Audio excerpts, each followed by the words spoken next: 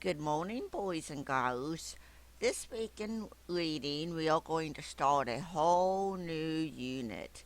And our first lesson in the unit has a very important essential question.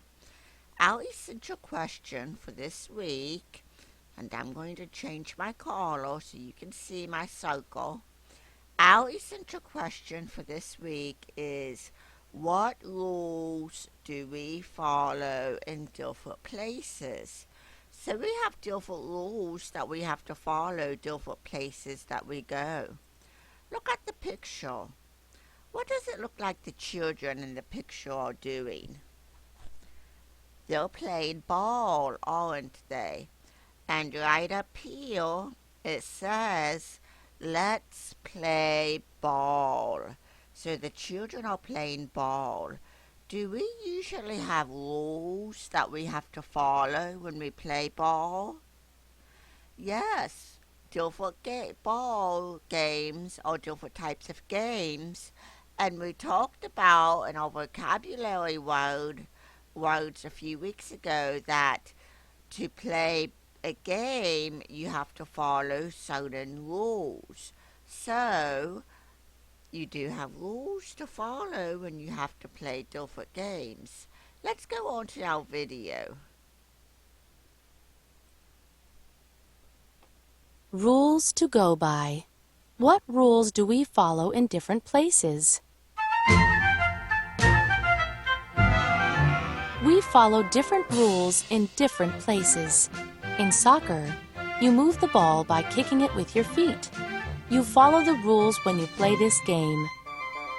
These children look both ways before crossing the street. They listen to the crossing guard.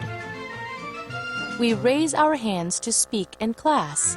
We speak one at a time. How can you follow the rules?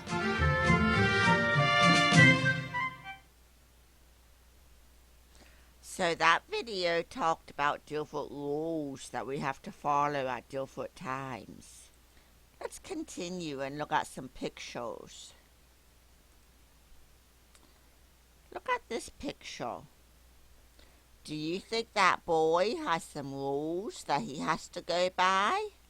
Looks like he's playing t-ball. Let's listen. This child gets a turn to hit the ball. He follows the rules of the sport so that the game is fair. So he does have rules that he has to follow. This isn't a game. What are the children doing in this picture? It looks like they are lined up to get on the school bus. For those of you who ride a school bus, does your school bus driver have special rules that you have to follow when you get on the bus and when you get off the bus? Let's listen to this.